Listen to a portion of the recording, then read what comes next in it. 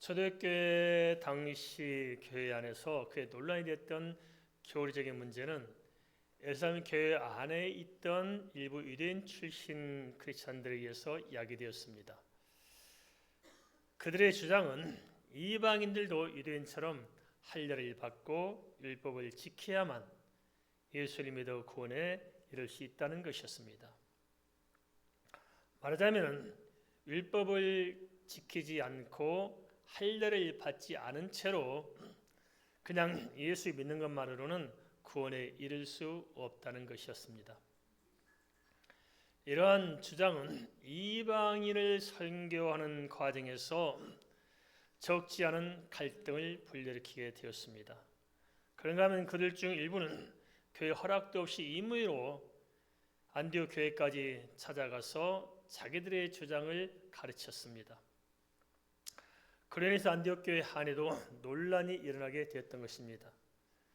하지만 이러한 과정에서 최초의 예루살렘 총회가 열리게 되었고 마침내 당시의 교리적인 논쟁을 정리함으로써 초대교회는 오히려 발전적인 대안을 모색할 수가 있었습니다. 그뿐 아니라 한 걸음 더 나아가서 직접 안디옥 교회 사람을 보내서 결정된 사항에 대해서 서신을 전달하고 또 설명하도록 했습니다. 여기에 대해서 사도행전 15장 22절 23절은 구체적으로 이렇게 알려주고 있습니다. 함께 읽겠습니다. 이에 사도와 장로와 온 교회가 그 중에서 사람들을 택하여 바울과 바나바와 함께 안디옥으로 보내기로 결정하니 곧 형제 중에 인도자인 바사바라 하는 유다와 실라더라. 그 편에 편지를 붙여 이르되 사도와 장로된 형제들은 안디옥과 수리아와 길리기아에 있는 이방인 형제들에게 문안하노라. 사도행전 15장 20절에서 23절의 내용을 정리하자면 그렇습니다. 첫째, 사도와 장로와 온 교회가 바사바라 하는 유다와 실라를 대표로 선택했다는 것입니다. 둘째는 그들로 하여금 바나바와 바울과 함께 안디옥으로 보내서 이방인 형제들에게 자세한 내막을 설명하고 문안하도록 했다는 것입니다. 이런 점을 보면 당시 사도들이 진리의 말씀을 이렇게 받드는 데 있어서 그리고 교회를 섬기는 데 있어서 얼마나 진중했는가 하는 것을 잘 말해주고 있습니다. 총회의 결정사항을 안디옥 교회에 전달하도록 대표자를 선정하는 과정만 보더라도 그런 점을 충분히 짐작할 수가 있습니다. 사도행전 15장 2절은 사도와 장로와 온 교회가 함께 마음을 모아 사람을 선정했음을 알려주고 있습니다. 이것은 그만큼 진리를 받던 일을 중요하게 여겼다는 것이고 또 한편 무슨 일을 하든지 교회가 무엇을 결정하든지 그냥 일방적으로 즉흥적으로 한 것이 아니고 충분히 심사하고 충분히 숙고해서 온 성도들이 함께 같은 마음을 가지고 결정하도록 했다는 것입니다.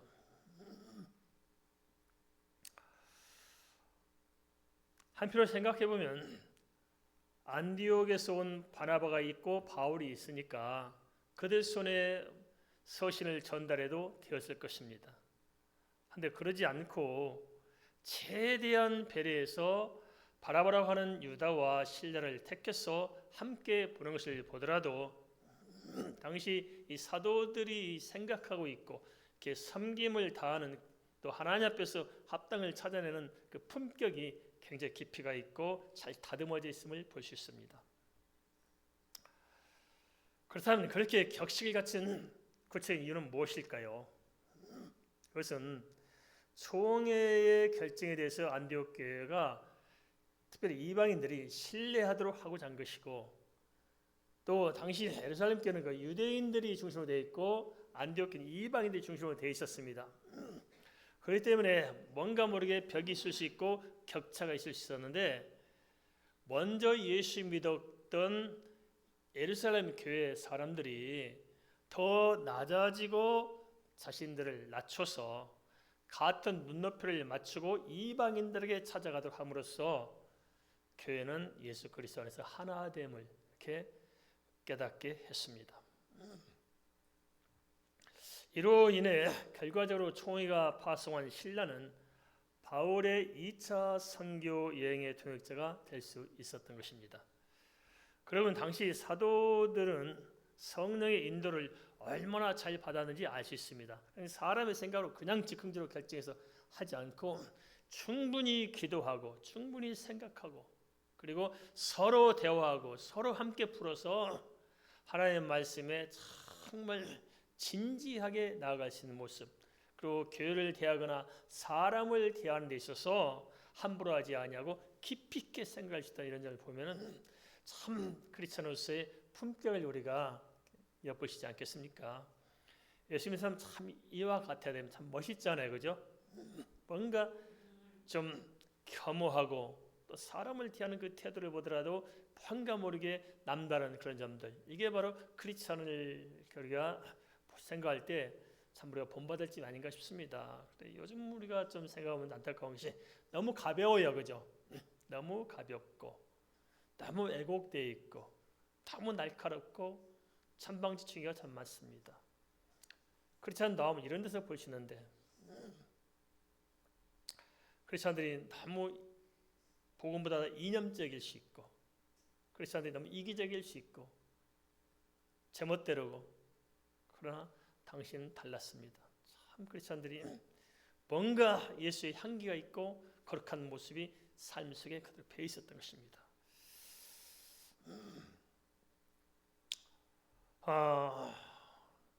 우리 역시 마찬가지로 이러한 어떤 모델을 통해서 우리의 진로들을 잘 생각해 볼 필요가 있지 않겠나 싶습니다. 그들은 왜 그랬을까요? 그것은 교회의 모든 사역이나 모든 것은 사람에 의해서 되어진 것이 아니라 철저히 하나님이 다스리고 주관하도록 성령께 의탁하는 기본적인 마음의 중심이 달랐기 때문에 그런 것이 아닐까 싶습니다. 철저히 주 앞에 진리를 고수하며 살고자 한다면 크리스천들의 품격은 달라질 것이고, 분명 우리 삶의 현장에서 입술로 말하는 어떤 그런 개념적인 신앙이 아니라 우리의 온 인격체와 삶을 통해서 우리가 그리스도를 나타내지 않겠나 싶습니다. 사도들은 예수 그리스도의 복음이 무엇인가를 명확히 알았기에 주의 말씀이 애곡되는 것에 대해서 경각심을 가지고 있었습니다. 또한 그 복음의 말씀이 순전하게 전파되도록 원했기 때문에 그렇게 가르치고 그렇게 전파할 수가 있었을 것입니다. 그 사도들의 그 복음에 대한 그 명확함, 그 열정을 누가 말릴 수 있겠습니까? 당시 초대교회는 그러한 토대, 그런 울타리 안에 있었다는 것입니다. 한데 놀라운 일이 있습니다. 그게 뭐냐? 그런 초대교회 안에도 사각지대가 있었다는 것입니다. 교회 안에 들어와 있으면서도 또 진리의 말씀을 들으면서도 깨달아 알지 못하고 믿지 못했던 사람들이 있었다는 것입니다. 똑같은 말씀을 들으면서도 왜 듣지 못하고 똑같은 말씀을 들으면서도 왜 진리 안에 바로 서지 못하는 것일까요? 오늘 우리는 어떻습니까? 우리가 매주마다 이렇게 똑같은 말씀을 같이 듣잖아요. 어떤 사람들은 그 말씀을 듣고 은혜를 받는데 어떤 사람은 도리어 그 말씀을 듣고 시험에 드는 사람도 있어요.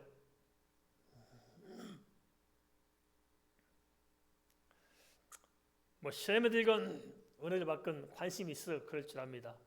더 답답한 것은 뭐 생각이 없다는 거예요, 그죠? 말씀 들으면서 그냥 평안해요, 평안해요. 가슴에 뭐가 없어.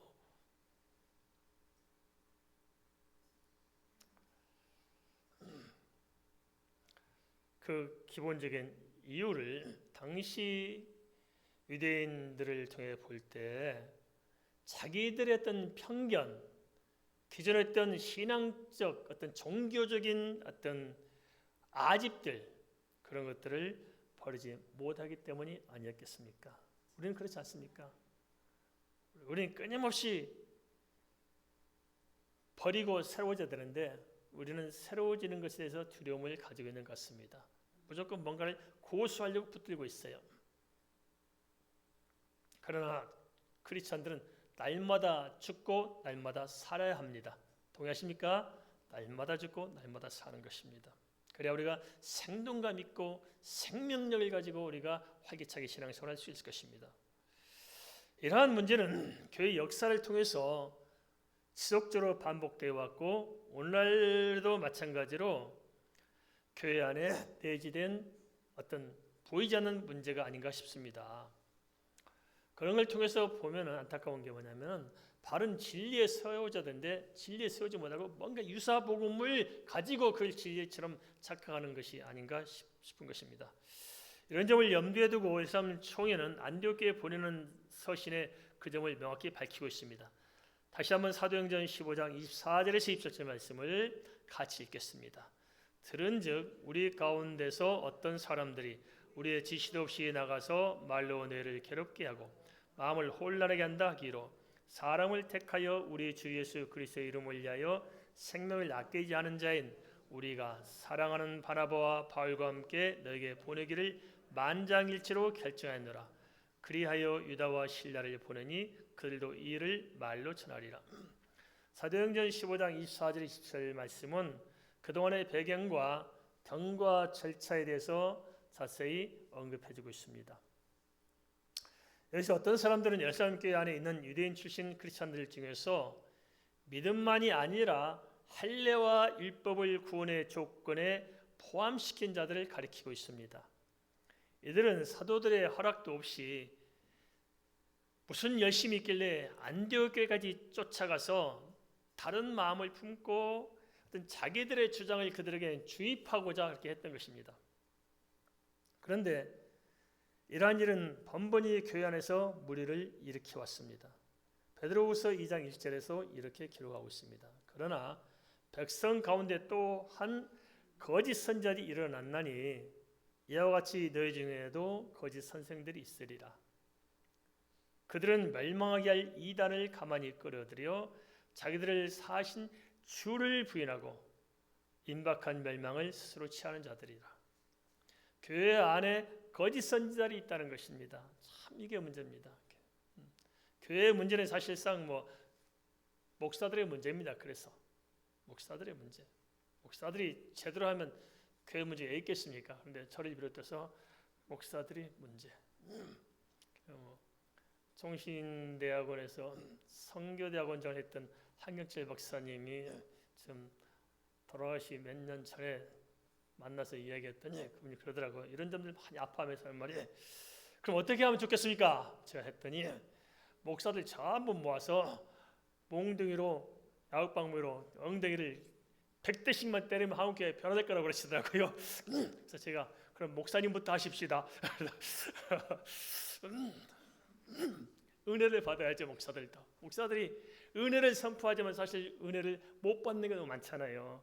이게 문제가 아닌가 싶어요. 저부터. 주님께서는 마태복음 13장 27절 28절에서 교환에 들어와 있는 이런 거짓 선지자를 가리켜서 마귀가 뿌려놓은 가라지라고 말씀하고 있습니다. 현재 한국교회의 경우는 자칭 그리스도와 자칭 하나님이 60여 명이 있습니다. 공식적으로 조사된 게 60명인데 비공식적으로 자칭 하나님, 자칭 그리스도가 더 많이 있을 것입니다. 소수 집단, 몇 명 안 되는 소수 집단 이단들 참 많습니다. 그들은 다 자기 이단 교주를 재림한 그리스도라든지 하나님을 알고 그렇게 믿고 아무튼 생명받쳐 함께 뭉쳐가지고 돌아다니고 있어요. 그런데 이 이단들의 교세가 현재 한국에서 한 200만 명 정도라고 합니다. 200만 명. 그리고 기독교가 실제적으로 한 650만 명 정도, 넓게 보면 800만 원 정도 본다면은 자칭 종교란에 기독교라고 이렇게 기록한 사람들 중에서 4명 중 1명은 이단이라는 것입니다. 이게 심각한 문제입니다. 하는 만큼 우리가 분별을 잘해야 됩니다. 참 희한한 이단들이 많아요. 어떻게 아버지 하나님 찾다가 아버지 하나님이 죽으니까 또 어머니 하나님이 나타나요. 하나님도 시집가고 장가가야 돼. 그래 참 이해가 안 되잖아요. 어떻게 어머니 하나님 믿고 어떻게 아버지 하나님 믿냐. 한데도 그들이 교세가 보통이 아니에요. 얼마나 그냥 막강한지. 참 희한하잖아요. 근데 그걸 믿어요. 어떻게 이만희가 병원 다니고 휠체어에 실려서 끌고 다니는데 안 죽는다고 믿어요. 그래서 기자들이 찾아서 이만희한테 물어봤어요. 왜 당신이 안 죽는다고 이야기합니까? 나 그런 말 한 적 없어. 그러거든요. 근데 실제는 그렇게 다 믿어요. 그렇게. 왜 이렇게 거짓말 자주 하느냐? 그 사람들은 그 모략이라고 하는 모략. 지혜롭게 하는 것이다. 지혜롭게. 신천지에서 거짓말은 지혜지 거짓이 아니에요.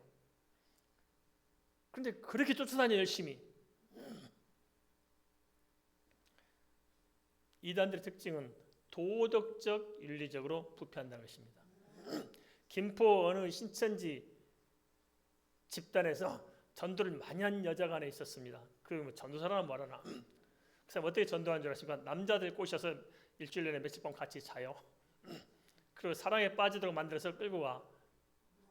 그 다음에 또 이제 그 잘 다니면 다른 남자 꼬셔서 또 끌고 가요.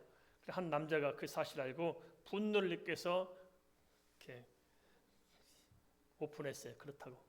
그래서 발각된 그런 일들이. 근데 거의 신천지 쪽에서는 그게 정당한 거예요. 당연한 거예요. 그게 말이 됩니까? 모든 우상 종교 이단들은 도덕적 의지로 심각하게 부패합니다. 그 신천지 그 많은 돈들 더 들어가요. 그래서 언급만 하면 큰일 납니다. 심지어 신천지 안에 가정을 파탄 내도록 이혼하는 전문가들이 있어요. 어떻게 이혼시킬 것인가? 그래서 남편 열받게 만들고 주먹을 치게 만들고 사진 찍는 것보다 가르쳐가지고 그렇게 해서 가져오면은 담당 변호사도 있어요. 이혼 담당 변호사에서 돈 떼내도록 해서 다 조작해서 하고 돈 갈취해서 신천지 다 바치게 만들고 여자들은 빼다가 신천지에 적당히 처박아 놓고 맨날 신천지 선전을 다니도록 이렇게 만들어놔요. 그렇게 세뇌시킵니다. 분별 잘해야 됩니다. 그러게 요한일서 4장 1절도 이렇게 경고하고 있습니다. 사랑하는 자들아 영을 다 믿지 말고 영을 다 믿으라고 그랬어요? 믿지 말라고 그랬어요? 믿지 말라고.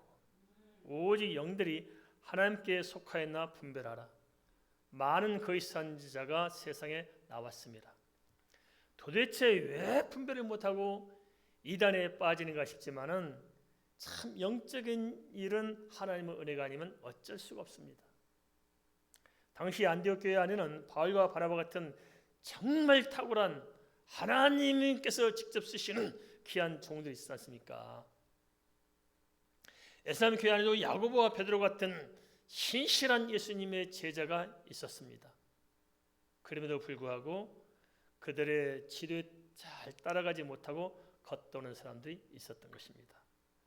그렇다면 제사의 방법은 무엇일까요? 그것은 신앙을 어떻게 할 것인가를 잘 배우고 제대로 해야 됩니다. 중요한 것은 뭐냐? 하나님 중심이어야 된다. 성부, 성자, 성령, 삼위일체 하나님 중심으로 신앙생활 해야 한다는 것입니다. 그 말은 무슨 말이냐? 사람 중심으로 하면 안 되고 내 중심으로 하면 안 되는 것입니다. 알겠습니까? 철저히 하나님 중심으로 해야 됩니다. 교회도 마찬가지입니다. 교회 중심이 하나님이셔야 됩니다. 교회를 누가 끌어가요? 하나님이 중심이 돼서 성부, 성자, 성령, 삼위 하나님의 교회가 되어야 되는 것이지 하나님을 떠나서 사람이 좌지우지하려면 안 되는 것입니다. 오늘날 그런 게 너무 많잖아요. 사람이 주인 되어 있어요. 목사도 교회 중심이 아닙니다. 그냥 성도의 하나입니다. 동의하시죠? 성도의 하나. 중심 누구냐? 우리 주 예수 그리스도예요. 그분이 핏값을 세운 것이 바로 교회입니다. 그래서 우리는 철저히 하나님 중심으로 교회가 가야 된다는 것입니다. 우리 신앙도 마찬가지입니다. 철저히 하나님 중심. 그 다음에 뭐냐? 말씀 중심으로 우리가 지켜내야 됩니다. 무슨 중심이라고요? 말씀 중심. 복음의 말씀, 진리의 말씀. 근데 다 이단들 자기들이 말씀 중심이라고 그러고 자기들이 진짜 복음이라고 그러고 다 이렇게 해야 돼요. 그래서 분별을 잘해야 됩니다. 그리고 또 하나 우리가 생각할 수 있는 것은 우리 크리스찬들은 어쨌든 우리 중심 삶의 센터가 교회가 돼야 되고 예배가 돼야 됩니다. 알겠습니까? 늘 교회 중심으로 살아야 세상의 악한 데 물들지 않습니다. 그래서 교회 중심으로 살고 말씀 중심으로 살고 예배 중심으로 살고 늘 기도하며 살고 그래야 성령 안에서 거룩하고 흠없게 살 수가 있을 것입니다. 내 영혼을 지키려면 이 점을 분명히 명심해야 할 줄 압니다. 사단은 끊임없이 우리를 흔들어대고 있습니다. 그래서 속으면 안 됩니다. 물론 진실로 주님의 은혜를 구하면 성령께서 선히 인도하실 줄 믿습니다. 우리가 이 점만 명확히 한다면 하나님을 찾으면 하나님께서 버리지 않으시고 우리의 더 많은 은혜로 함께하실 것입니다. 초대교회 당시의 제자들이 생명 걸고 예수 그리스도의 십자가 복음만 전파했던 것은 몇 가지 이유가 있었을 것입니다. 우리 역시도 좀 되새겨 볼 필요가 있을 것 같습니다. 첫째는 뭐냐? 그것은 예수 그리스도의 부활을 직접 목격했다는 것입니다. 고린도서 15장 3절에 8절은 이렇게 알려주고 있습니다.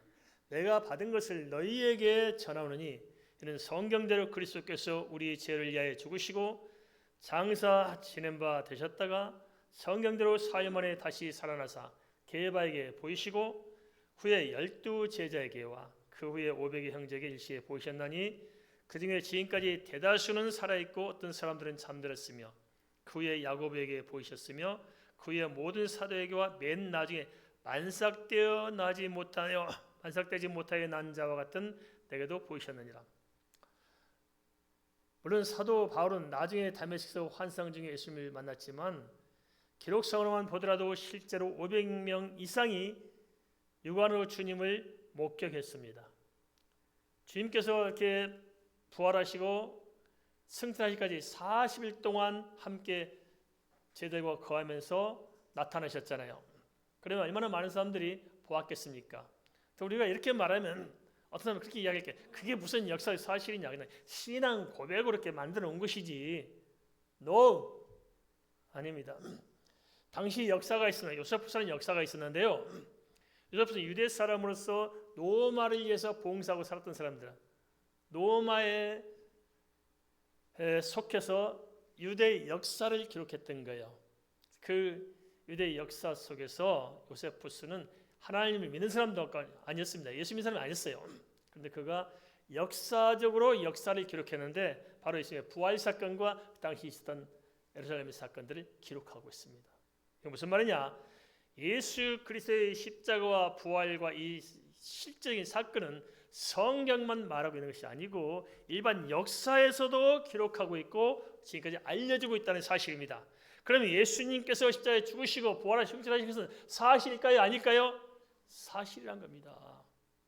그러면 그 사실대로 십자가에 죽으시고 사실대로 우리를 대속해서 죽으시고 부활하신 예수님께서 하신 말씀은 사실대로 성취될까 안 될까요?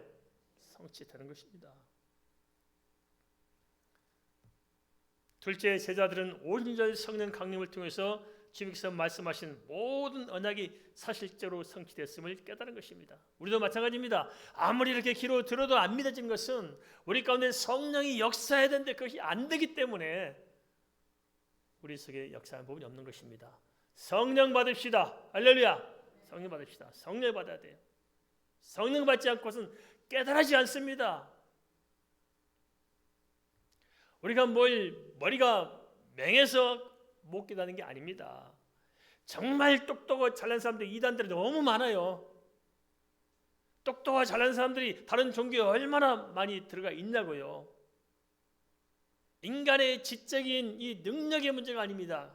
예수 그리스도를 깨닫는 것은 성령이 역사해야만 깨닫게 되겠다는 거예요.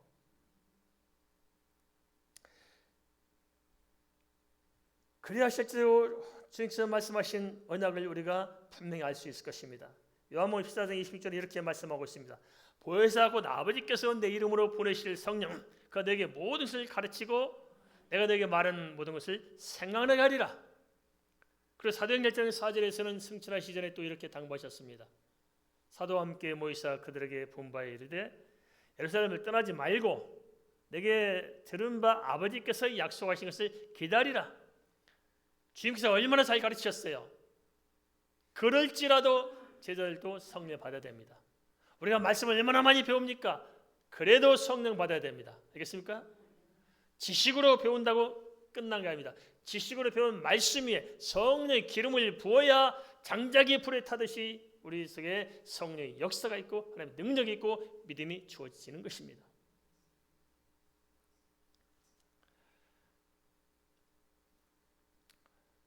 주님께서는 말씀하신 그대로 사흘 만에 부활하셨고 또 말씀하신 그대로 승천하셨고 말씀하신 그대로 오실 성령이 강림하여 그들이 영안이 열려지면서 주의 말씀이 실체적으로 자기 속에 성취가 되었던 것입니다.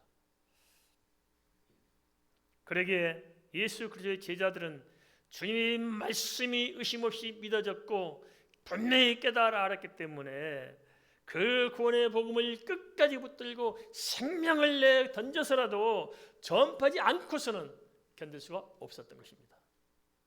그러한 토대에서 예루살렘 총회는 예수 그리스도 외에 할례나 율법 준수를 구원의 또 다른 조건을 들고 나오는 것에 대해서 브레이크를 걸었습니다. 그리고 결론적으로 오직 예수 그리스도를 믿는 믿음으로만 구원에 이를 수 있음을 밝혔던 것입니다. 그 내용을 사도행전 15장 28절 29절은 다시 이렇게 설명해주고 있습니다. 같이 한번 읽어볼까요? 사도행전 15장 28절 29절입니다. 성령과 우리는 요긴한 것들 외에는 아무 짐도 너에게 지우지 아니하는 것이 옳은 줄 알았노니 우상의 제물과 피에 목매어 죽인 것과 음행을 멀리할지니라. 이에 스스로 상가면 잘 되리라 평안함을 원하노라 했더라. 물론 이는 율법을 지킬 필요가 없다는 말이 아닙니다. 우리 오해하면 곤란합니다. 이렇게 말하면 율법은 필요 없다. 그게 아닙니다. 성경을 정확히 하려면 성경은 뭘 말하냐. 율법이 필요 없다는 것도 아니고 율법주의도 아니라는 것입니다. 무율법주의나 율법주의나 두 가지를 경계한 것입니다. 우리 뭐냐? 복음주의입니다. 복음주의는 뭐냐? 예수 그리스도의 복음을 믿으면은 진실로 믿으면은 그 믿음의 능력에 의해서 하나님 말씀 안에서 살아갈 수 있게 된다는 것입니다. 그러기에 율법은 믿음의 증거인 것이고 열매인 것이지 그 자체가 구원의 조건이 아니라는 것입니다. 그러면 예수님이 아무렇게 함부로 살아간다. 그건 뭐예요? 진짜 믿음은 그렇게 할 수 없죠. 하나님이 살아계실 진짜 믿으면은 확실히 예수를 만나면은 천국 있고 지옥 있다는 사실을 알고 뭔가 모르게 내 자신에게 하나님의 역사하심을 느끼고 있다면은 예수 믿는 사람들이 범죄해요? 안 돼요. 안 돼요. 꿈속에서라도 혹시 범죄할까 싶어서 두렵고 떨리잖아요, 우리가. 그럼 우리가 그렇게 행위가 그렇게 올바라서 구원받아요? 그것이 아니고 믿음이 있기 때문에 구원을 받는데 구원받은 성도들은 뭐가 따라요? 행위가 따라오는 것입니다. 이해되셨죠? 예. 결론적으로 예루살렘 총회는 소수의 유대주의자들이 주장하는 그러한 전통적인 그들의 편견이 아니라 바울과 바나바가 전파했던 순수한 복음에 손을 들어준 것입니다. 표면적으로 보자면 예수 믿는 것만으로는 안 되고 할례도 받아야 되고 율법도 완벽히 지켜야만 구원을 이룬다고 주장한 것이 훨씬 거룩해 보이고 훨씬 더 신실해 보일 수 있고 훨씬 더 종교적으로 보일 수 있습니다.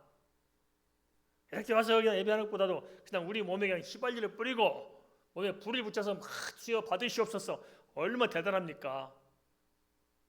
인신공양 얼마나 대단한 종교적인 거룩함처럼 보입니까?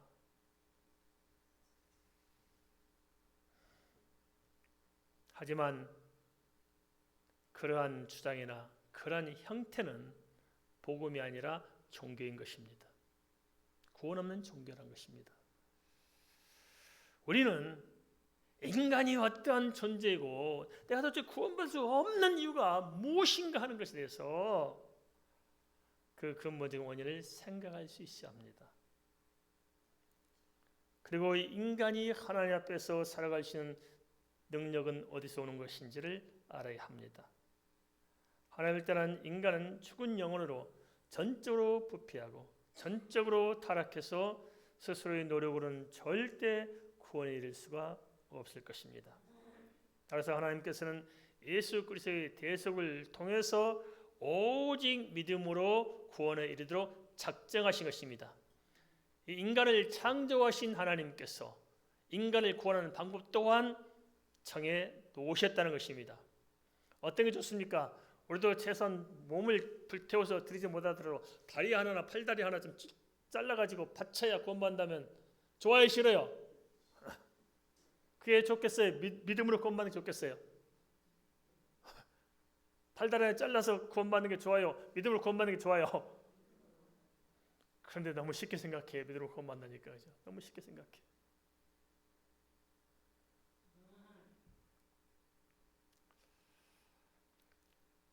우리가 속기 쉽습니다. 잘못하면. 그래서 주님께서 마가복음 7장 7절 8절에서 이렇게 지탄하셨습니다. 사람의 계명으로 교훈을 삼아 가르치니 나를 헛되이 경배하는도다. 너희가 하나님의 계명은 버리고 사람의 전통을 지키느니라. 가만 보면 오늘날 참 보수 쪽 크리스찬한 사람들이 이런 성향이 많아요. 진짜 복음을 쫓아가야 되는데 그건 안 하고 그냥 교회 전통에 의해서 그냥 이렇게 살아가는 거예요. 참 아이러니한 게 교회 안에 많습니다. 교회 안에 버려야 할 잘못된 것들이 참 많습니다. 그런 이상한 것들이 많아요. 진리의 말씀으로 받을 수 있는 영적인 분별력이 참 중요합니다.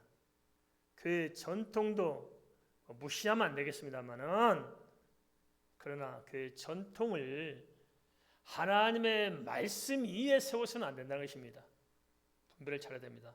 자꾸 그런데 우리는 이런 전통을 끌어다가 그 사람의 계명을 만들어서 사람을 피곤하게 만들어. 그죠? 교회가 좀 아버지 집 왔으니까 편안해야 되는데 자꾸 이런 것 때문에 눈치 보고 그래요. 믿음 좋은 사람 어떤 사람들이냐, 예배 시간에 주무시는 분이 참 믿음이 좋은 거예요. 아버지 집에 오셔가지고 얼마나 하나님 앞 집이라고 믿었기 때문에 편하니까 주무시는 거 아니겠어요? 다음 주부터는 이불 몇 채 갖다 대어 놓으십시다. 믿음이 대단히 좋으신 분들이 아버지 감사합니다. 수고와 무거운 짐자들 내게로 내게 쉬게 하리라. 예배당에 와서 쉬는 건데 얼마나 믿음이 좋은 거예요. 안디옥교회 성도들은 예루살렘 총회에서 보내온 서신을 받고 비로소 다시 평안함을 되찾게 되었습니다. 그 점에 대해서 사도행전 15장 30절 31절은 이렇게 기록하고 있습니다.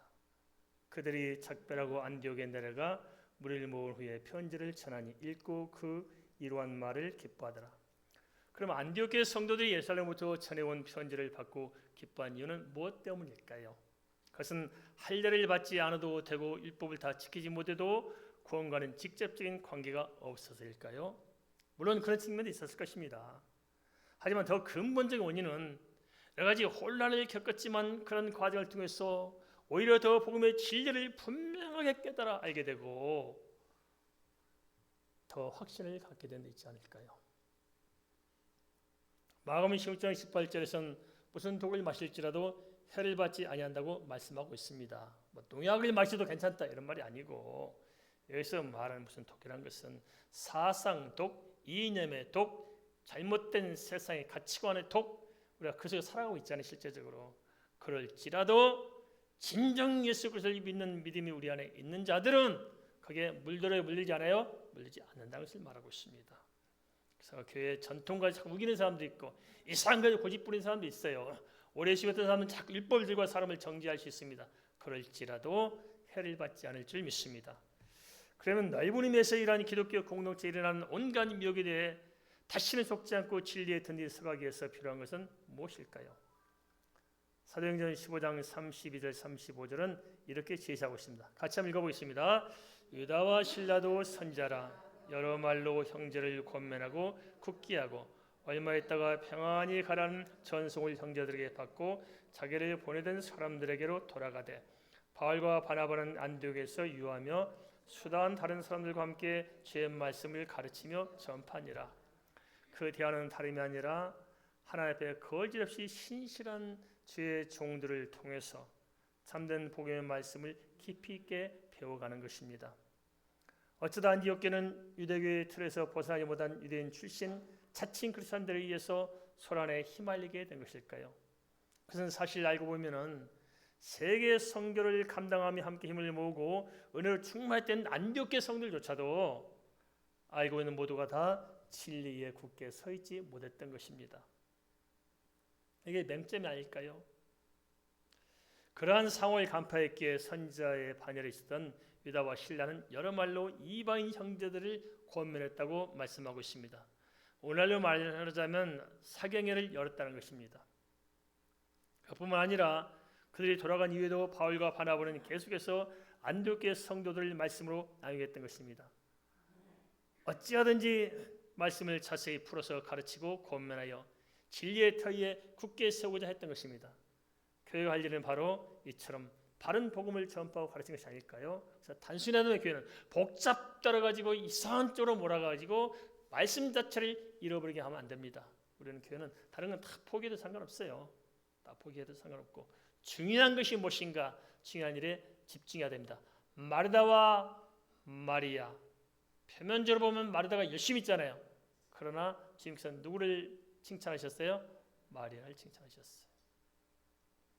예수 그리스도를 정확히 만나고 은혜를 받아야 그 힘의 능력으로 주의 일도 감당하는 것이지 거기에 무관하고는 아무 소용이 없습니다. 그래서 교회는 단순해야 되고 크리스천 역시 마찬가지로 삶을 좀 단순화시켜야 됩니다. 어떻게 하라고요? 단순화시켜야 됩니다. 간단하게 살아야 됩니다. 간단하게. 복잡하게 살면 곤란해요.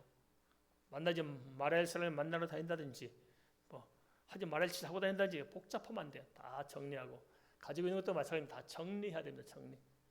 하나하나 정리하고 좀 이렇게 단순하게 살아가면서 그 단순함 속에서 깔끔하고 명확하고 깊이 있는 삶을 살아내야 할 것입니다. 오늘날에도 이단들이나 이사복음은 점점 더 깊숙이 교회 안에 파고 들어오고 있습니다. 이러한 추세는 앞으로 점점 더 심각해질 것입니다. 마태복음 7장 15절에 예수께서 이렇게 권면하셨습니다. 거짓 선자들을 삼가라. 양의 옷을 입고 너에게 나오나 속엔 노략질하는 일이라. 그리고 마태복음 24장 24절에서 이렇게 예고하고 있습니다. 거짓 그리스도들과 거짓 선자들이 일어나 큰 표적과 기사를 보여 할 수만 있으면 택하신 자들도 미혹하리라. 참 안타까운 게 있습니다. 제가 어제 우연히 한 동영상을 보게 됐습니다. 근데 무슨 어느 종교 그쪽에서 굉장히 그냥 유명시했나 보죠. 증문즉답을 하대요. 사람들이 꽤나 많이 모였더라고요. 많이 모여가지고 질문하면 다 대답하는 것 같아요. 제가 볼 때 참 답답하더라고요. 그래서 어느 분이 질문해요. 저 이야기한 중에 그러면 성철은 불쌍한 사람이겠습니다. 사람이 죽으면 어떻게 됩니까? 하고 묻는 거예요. 죽으면 어떻게 됩니까? 불교도 막 극락이 있다 말하고 성철도 막 일평생 뭔가 얻으려고 막 그렇게 그냥 살았지 않습니까? 그런데 어떻게 생각하십니까? 그런데 예를 들면 이렇게 설명하더라고요. 어떤 사람이 시한부 인생을 살고 있다. 3년밖에 못 산다고 병원에서 그렇게 나왔다 결론이. 그러자 한 사람이 가서 걱정이 돼가지고 병원에 갔는데 갔다 오면서 교통사고를 당해서 죽었다. 그러면서 하루밖에 못 사는 사람이 3년까지 산 사람들 걱정할 게 뭐 있나. 내일도 모르면서 그럼 모른다. 그러니까 그냥 하루 행복하게 살면 된다. 성철은 살았으니까 그대로 산 것이고 당신대로 그냥 하루하루 감사하며 살면 된다. 답이 있어요, 없어요? 답이 없어요. 답이 없어요. 그래서 제가 볼 때 그걸 이 사단의 종들, 이게 사단 앞잡이들. 그런데 제가 듣기로 어느 답답한 게 뭐냐면 그런 것 같아요.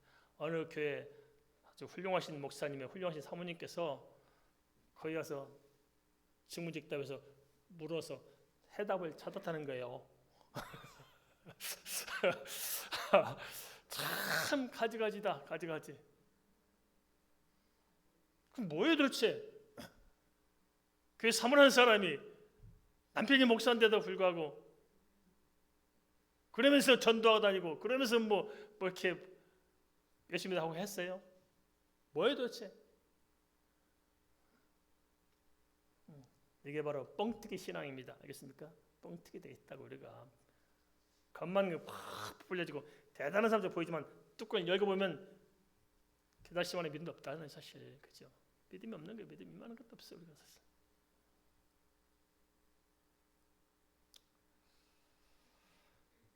앞으로의 추세를 내다볼 때 우리가 생각을 깊이 해야 됩니다. 그것은 주님의 말씀을 좀 더 깊이 있게 배워가면서 진지하게 하나님의 말씀을 가지고 씨름하는 게 필요하다는 것입니다. 알겠습니까? 씨름해라.